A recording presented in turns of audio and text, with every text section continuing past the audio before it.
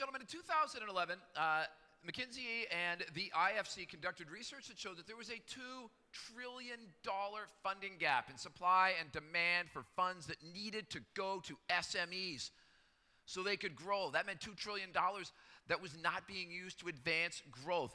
The G20 took note, and out of that was born the SME Finance Forum, which has grown up into an impressive global organization. But when the organization was founded within the IFC, they needed leadership. And where did they turn? They found somebody who has 35 years of experience in the private sector with NGOs and in development, from his early education in the UK to advanced degrees in Harvard. And they chose him to be the CEO and to lead this organization. If you want to know about fintech, you want to know about financial inclusion, you want to know about developing the SME sector, or where to find the best Peking duck in Beijing, he is your man. Please welcome the CEO of the SME Finance Forum, Mr. Matthew Gamser. Mr. Gamser, please join us. Here he comes.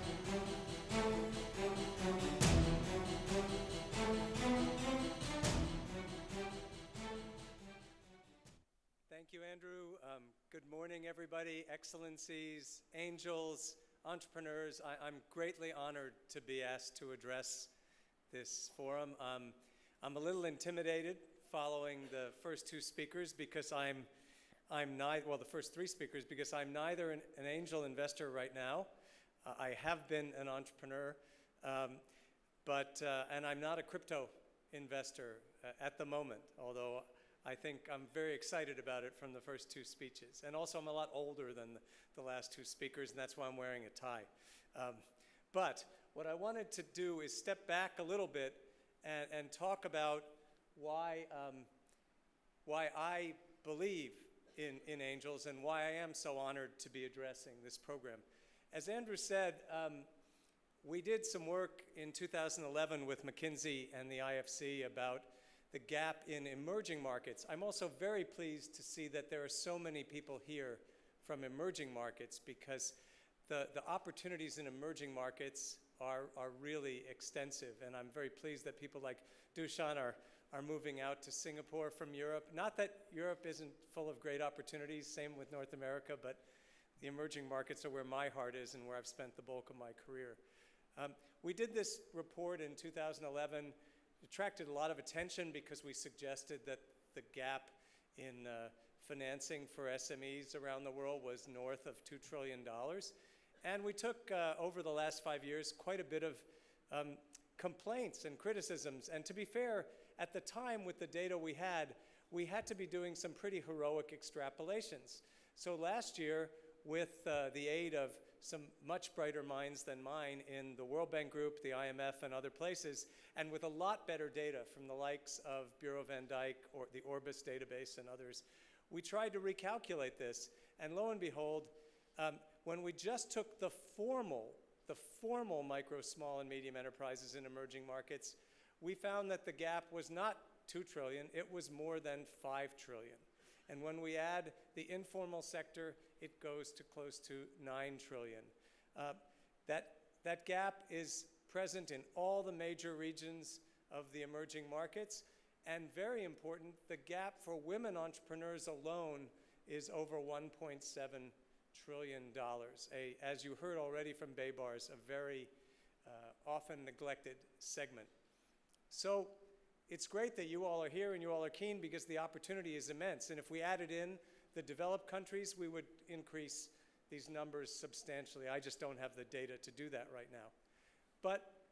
And why can a gap like this exist in a world where we have so many financial institutions, especially banks? And the problem is that the way we have developed our banking system in particular, we've made the SMEs a problematic group. And when bankers are honest, when they're giving the public speeches, they'll tell you how important this is and how this is an important client group. When they talk privately among themselves, they'll say, wow, this is the one that's really tough. They're expensive to acquire, they're expensive to serve. And the reason is, it's just too hard for us. I've got a lot of fancy reasons on this slide, but the real reason is we just don't know how to get the information we need to do our job in managing risks in an affordable way.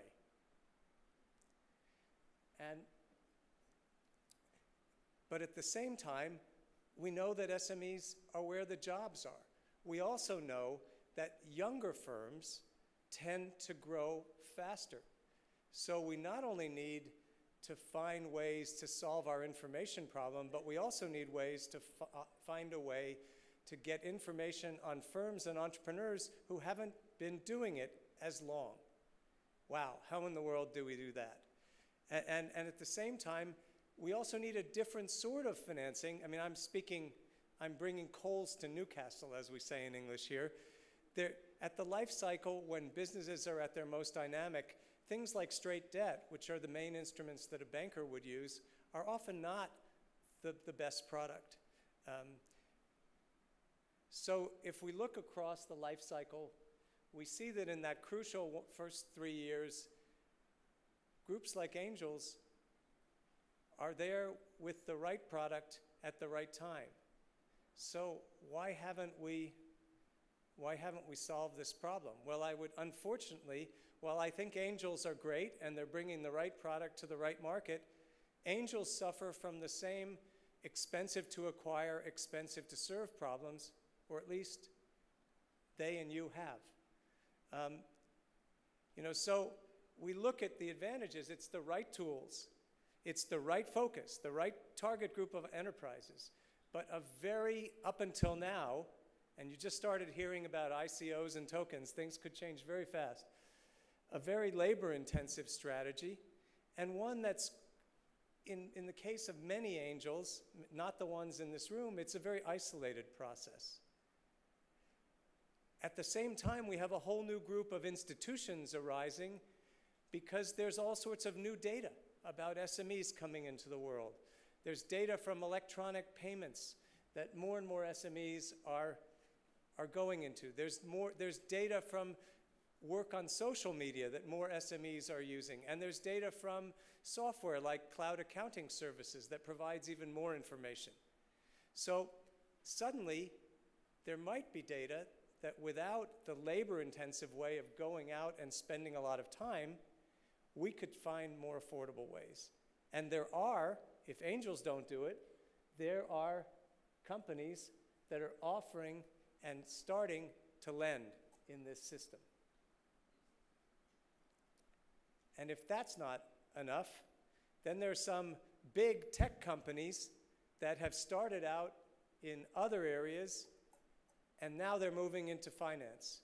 Perhaps the consummate example being Alibaba, which when it created Ant Financial just a few years ago has grown into a bank with more than 500 million customers, to which it's offering a variety of credit, savings, insurance, wealth management, tailored services to this group of 500 million plus clients, most of whom Alibaba staff have never, ever met. And yet when I last checked, they were doing rather nicely. So this is the challenge. This is the group that could find a way to apply to angel investment the same disruption that you're seeing some of the new people in the SME finance space, whether they be the fintechs, the tech fins, or the combinations of the new bank fintech partnerships. How can angels get in this space? How can we move from a situation in which our main asset was our worn out shoes because of all the time we spent with our clients, helping not only fund them, but solve their problems? How can we move to a smarter, more digitally friendly world where we can do many of these same things by being in front of screens and monitoring our clients real time through their electronic pathways, as opposed to only kicking the tires at their workplaces? And so I lay down this challenge to you. Angels clearly play a critical role. And angel investment is growing. You heard some of the numbers. But being as big as venture capital is not solving the problem, because neither, even if you were as big as banks, we're still leaving the bulk of the market unserved to the tune of trillions of dollars of financing that's needed to help those firms grow and create jobs being left on the table. So you are trying to do what needs to be done by networking together, by learning about how new technology can help move things forward. And this is exactly the sort of gathering that is going to move this angel field into the new space that we just started talking about. Because that's the only way we're going to see the angels not just measure themselves against you angels, not just measure yourself against the numbers the venture capitalists can come up with, or the numbers that, that IPOs can come up with, because that still leaves most of the deserving, credit-worthy, finance-worthy companies out. You need to aspire to filling the gap that I started talking about in the beginning, the trillions of dollars that is on the table of bankable, financeable SMEs that are going to be at that stage where they can grow and create the jobs that we know that they need to create in the world we want to be living in the future. So with that, I wish you all the success. I look forward to being with you for 2 days, and thank you very much.